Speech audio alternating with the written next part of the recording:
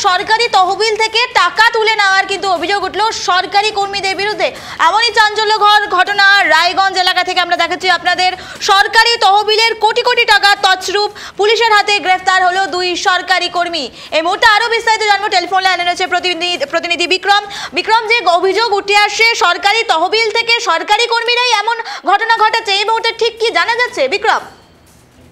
তবে একদমই সরকারি উত্তর দিনাজপুর জেলা প্রশাসন যখন ব্যাংক অ্যাকাউন্ট যখন তাদের ট্রানজাকশন করেন, অর্থাৎ বিভিন্ন সময় বিভিন্ন ধরনের তাদের ট্রানজাকশন করতে হয় এবং গত প্রায় এক মাস আগে যখন ট্রানজাকশন করে উত্তর দিনাজপুর জেলা প্রশাসন, তখন জেলা প্রশাসনের নড়েচড়ে বসে যে প্রায় 4 কোটি টাকার উপরে তছরূপের একটা তাদের কাছে অভিযোগ আছে।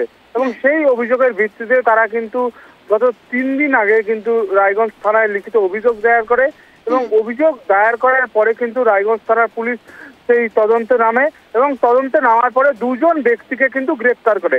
একজন ব্যক্তির বাড়ি রায়গঞ্জের কলেজপাড়া এলাকায় বাড়ি এবং অপর জনের বাড়ি কিন্তু তোমার